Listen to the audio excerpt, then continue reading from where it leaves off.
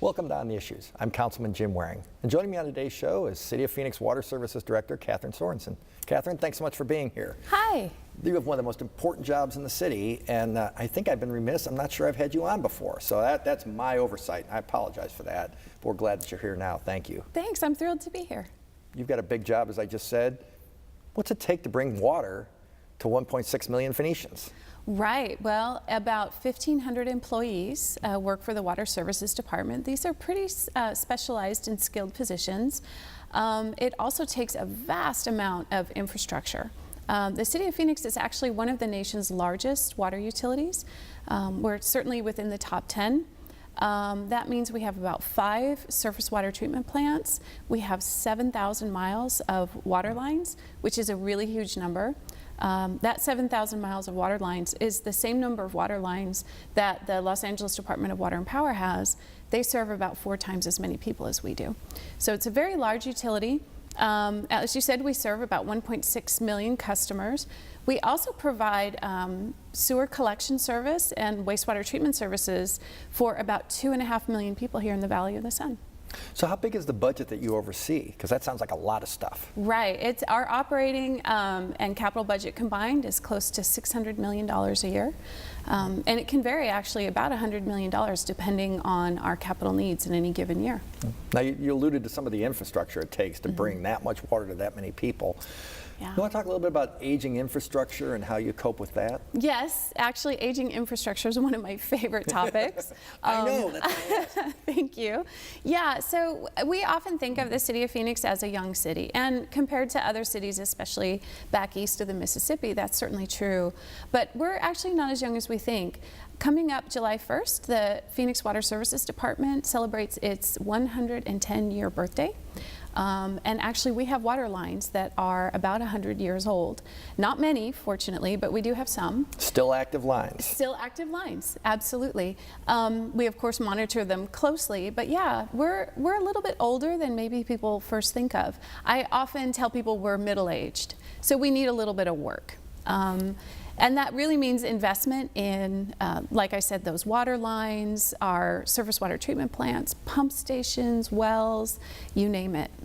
Well, there's been a lot in the paper about water and the future of Arizona and Phoenix. But speaking Phoenix specific, because that's really all you can actually speak to, what's the future? How are we doing? Right, so we stand on the shoulders of giants. The City of Phoenix has a very, very long history, about a 110-year history of planning for drought and for dry spells, mega drought, to really make sure that we have enough water in a desert city.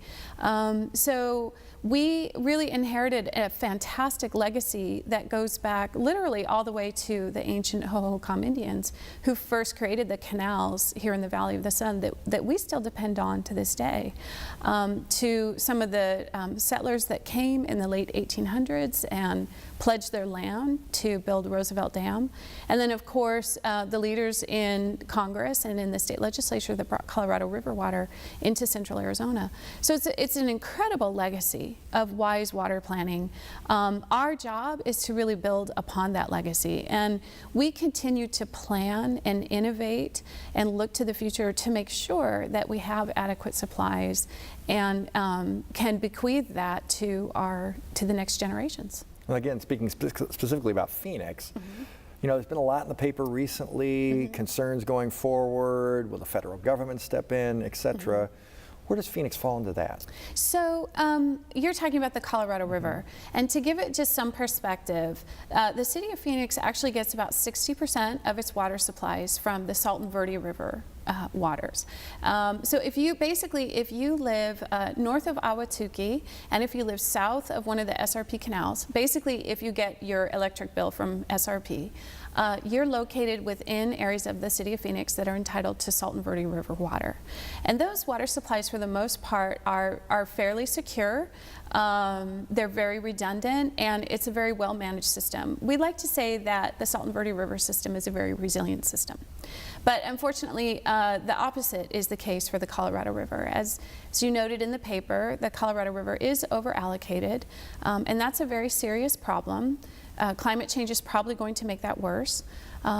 It's really our job to continue to innovate and look for new solutions on the Colorado River to make sure that our citizens always have the water that they need for quality of life and public health.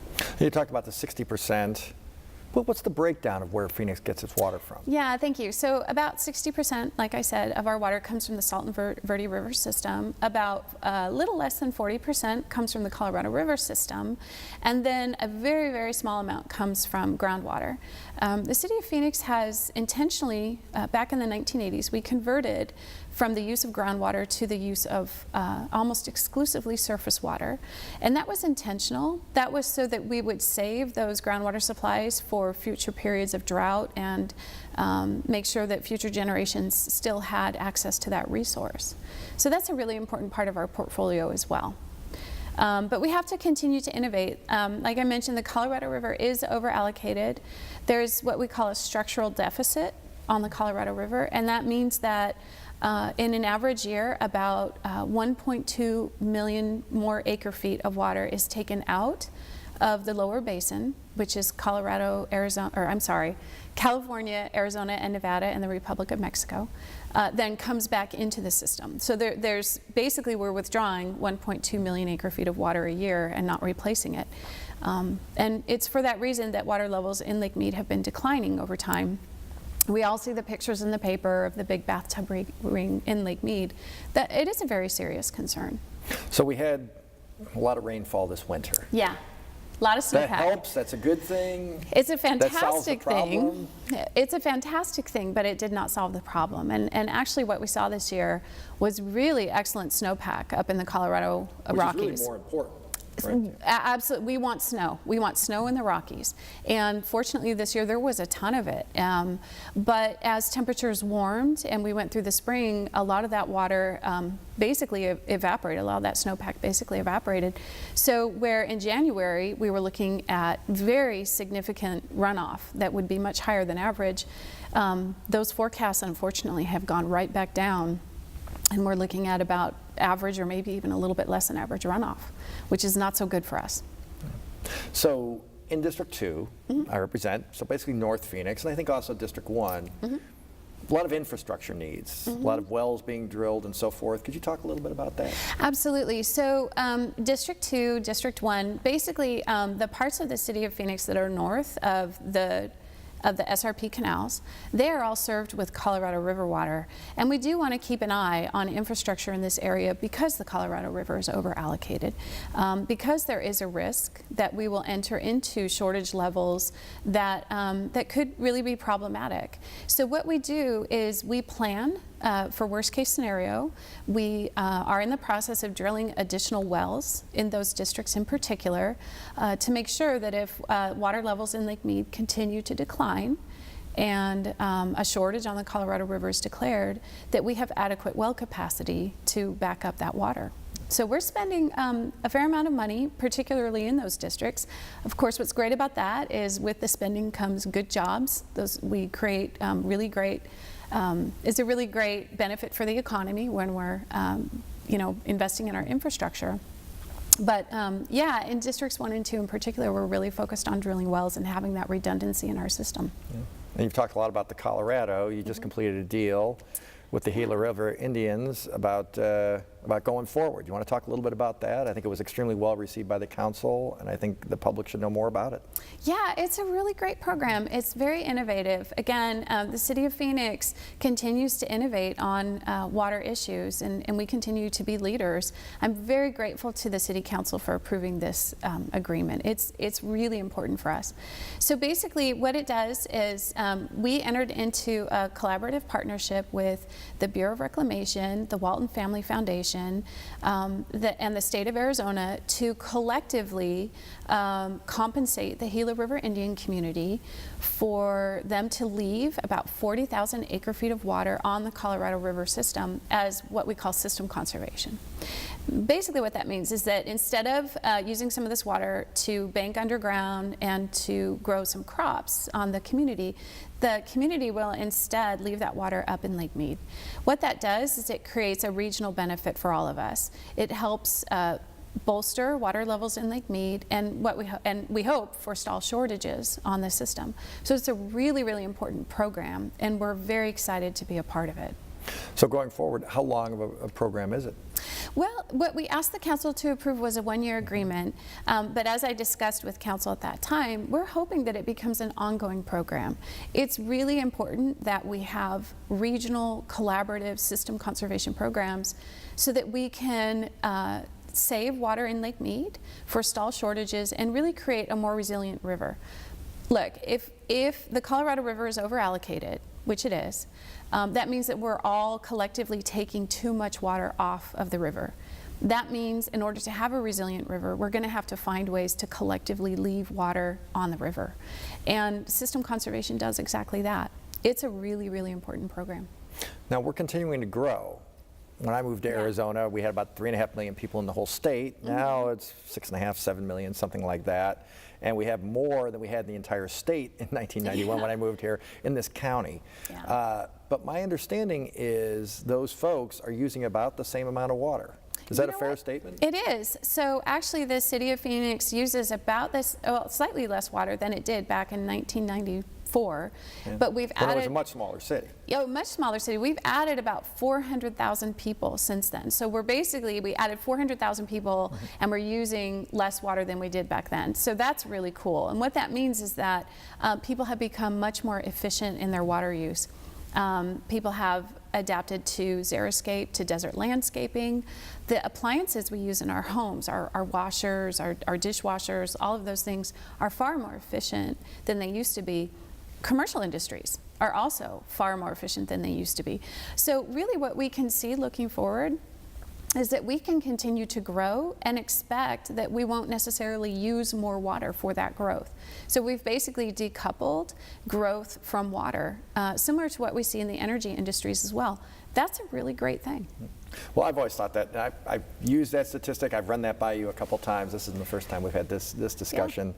I mean, that is really an amazing, when you say it out loud, you've got twice as many people using about the same amount of any product, and that's amazing.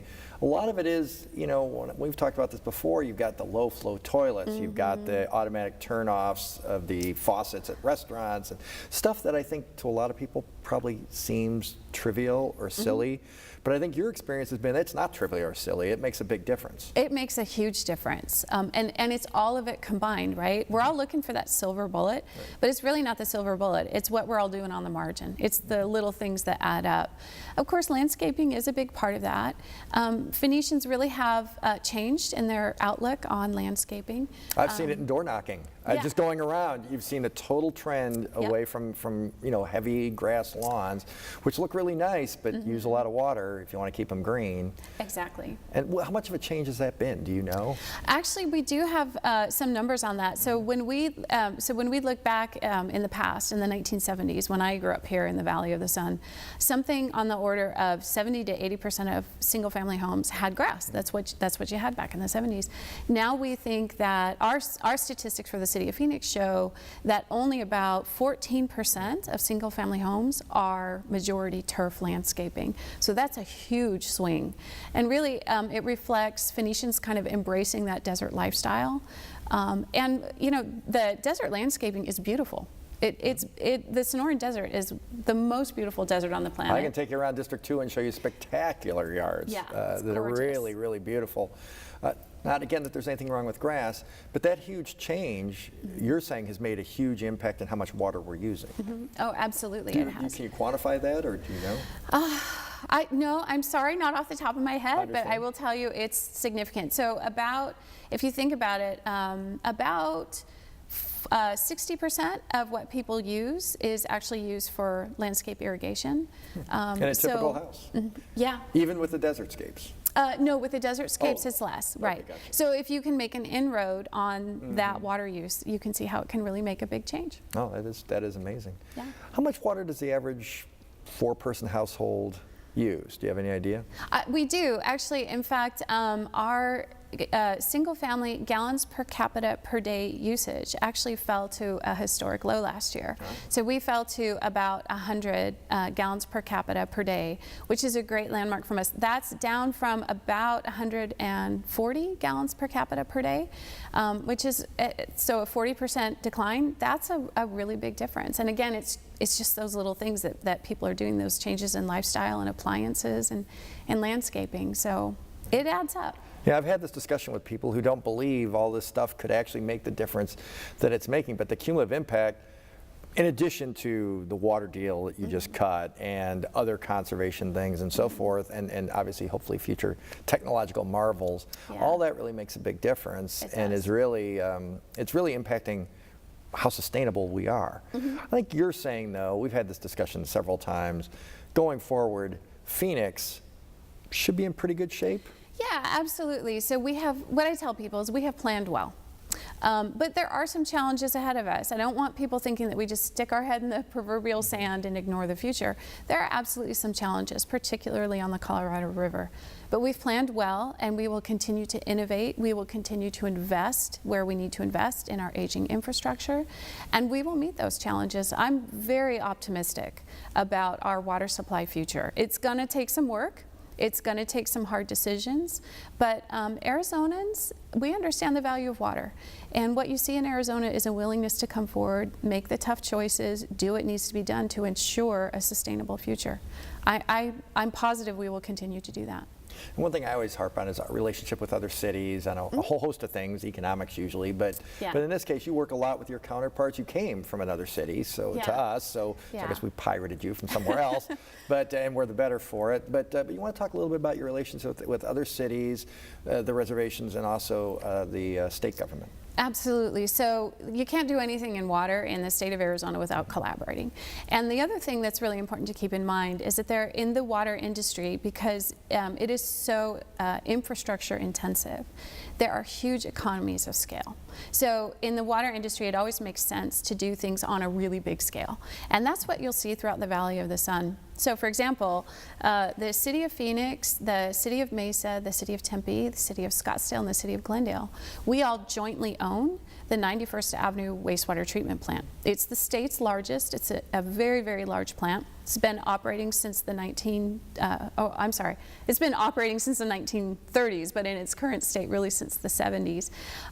And that infrastructure is jointly owned. That allows us to share the costs and provide sewer and wastewater treatment services at a very low cost.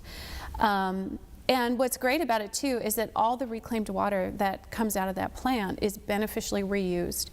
When we beneficially reuse reclaimed water, that for non-potable purposes. So for example, for non-food crop agriculture, for cooling purposes at the Palo Verde nuclear power plant, for aquifer recharge, for all these purposes, that means that we don't need to use Salton Verde or Colorado River water for those same purposes. And that means that we can save that water for our potable system.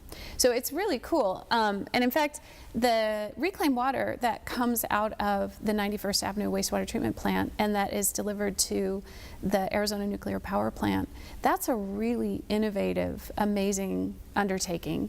That started back in the 1970s. The Arizona nuclear power plant is the only nuclear power plant in the United States, and it's one of the largest, that does not exist on a body of water. And the only reason that it's able to exist out here in the middle of the desert is because of the availability of that reclaimed water. So you hear a lot of talk these days about the nexus between water and energy. And what's great is that the denizens of the desert here in the Valley of the Sun and the greater Phoenix metropolitan area, we've recognized that for decades. And we've been making a really good use of that resource, where other communities across the West are only just now starting to figure out that reclaimed water is a valuable resource. Well, all these things are just, I think, spectacular and big successes, and really kudos to you and your staff, and also, as you mentioned, and I appreciate you doing that, our forefathers had a lot of foresight, putting this together, because otherwise life wouldn't be sustainable here. There is something that people notice more than anything else: water leaks. Yeah. So that's an issue, and people, I really appreciate people calling my office when I go out and knock on doors. A lot of people mention to me, oh, there's a leak, or there's a leak up the street, or something. Can you talk a little bit about the process in getting a leak fixed? Absolutely. So you're right. First of all, let me say thank you to the army of folks out there. One of the advantages of we being... want you to call. We want you to call. Yeah. Absolutely. One of the great things about living in the desert and it being so dry is that you can actually see those leaks. We can find them very quickly. And our citizens are very water conservation conscious, which is fantastic. So yes, please continue to call. So what happens is a citizen calls in a water leak. We send someone out immediately to prioritize it. We need to assess how serious it is. And we have a priority ranking from 1 to 5. 1, of course, would be a serious threat to public health, flooding, life and safety type of issues. And then 5 would be obviously the least severe. What we do then is, depending on the severity of it, we call out blue staking, and that's really important.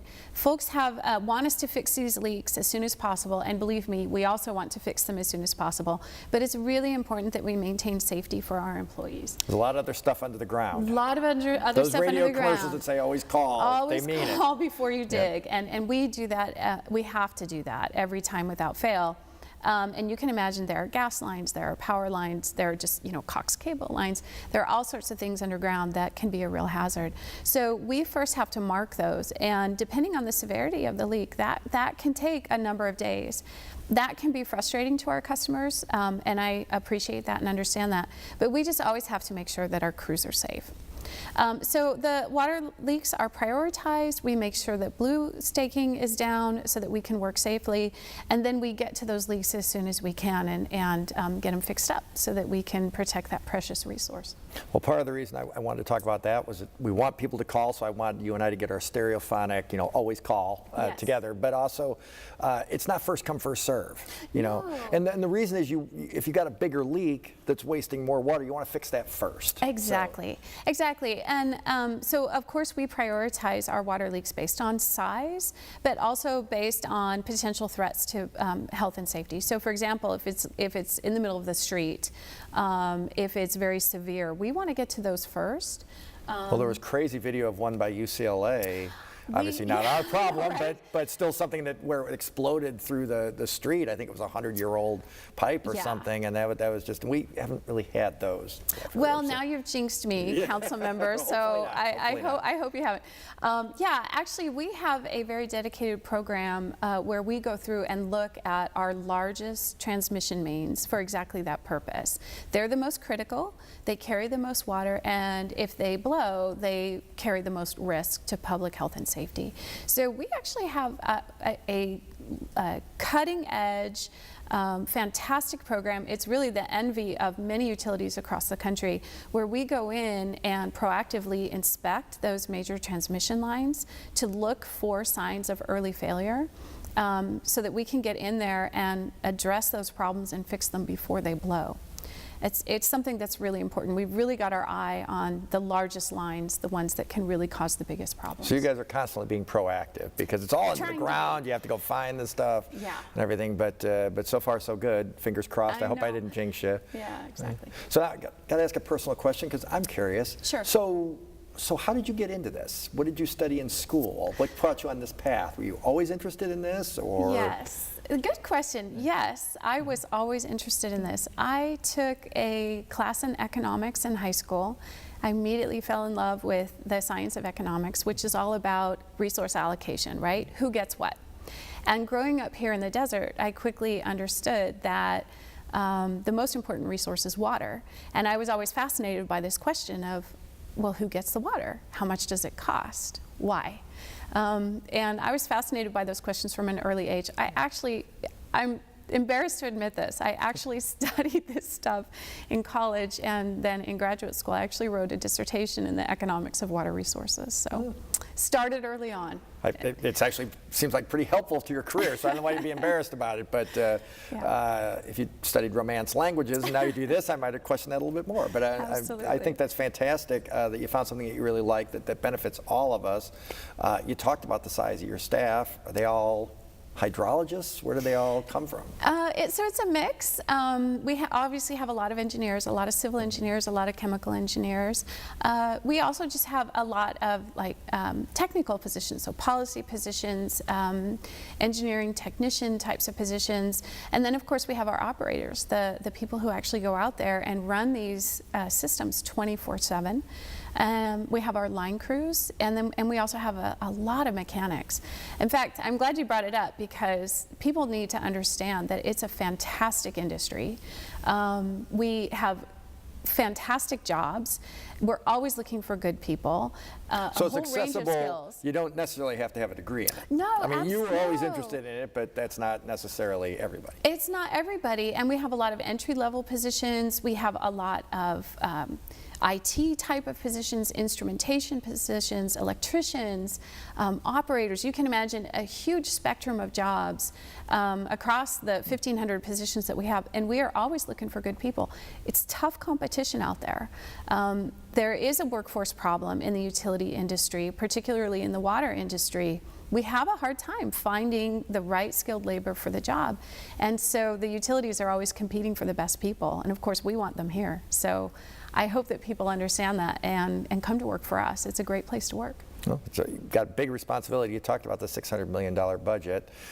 When people pay their water bill, where does that money go? How does that get broken out? Right. So the City of Phoenix water and wastewater utilities are enterprise funded. And what that means basically is that those who benefit from the system, so those who receive the water and consume it for their quality of life, they pay for it. It's a pretty simple system. About depending on the size of your meter, about $5 to $10 a month goes for what we call fixed charges, and that's things like meter reading, utility billing, things that need to be paid for no matter how much water you consume. And then the rest of the money in your water bill actually goes towards the variable costs of operating the utility. And the same is true on the sewer side as well, on the wastewater side. So it's a really great system. Those who benefit from the system, really, they're the ones who pay for it. And the more of the water you use, the more you pay. And that's what you just said is exactly why I asked the question. But your water bill goes to water stuff. Oh, I guess absolutely. Is that a fair way to put it? Absolutely. Yeah. It goes towards paying the expenses, the operating expenses and the capital expenses in the water utility. And in fact, most of what people pay goes towards the cost of the infrastructure, like we talked about earlier. It's a very, very large utility, and that infrastructure is aging, and we have to continue to invest in it so that we can ensure those clean, safe deliveries of water. So most of what people pay goes towards infrastructure. The good thing about that is a recent study showed that for every $1 million that's invested in water infrastructure, about 16 jobs are created. That's on par with military spending, with the healthcare industry. It is a really good job creator for the community. So when we spend money on this infrastructure, we're not just making sure we have clean, safe water, which is obviously important. We're also creating a real economic driver here in the community. Well, Kathryn, thank you so much for your work. Having your expertise has been a godsend to the City of Phoenix, and we appreciate it very much. And unfortunately, that's all we have time for today, but that was a great show, and I really appreciate your time. If you have any questions or comments, please call my office at 602-262-7445 or visit my website at phoenix.gov/district2, and we look forward to seeing you next time on The Issues.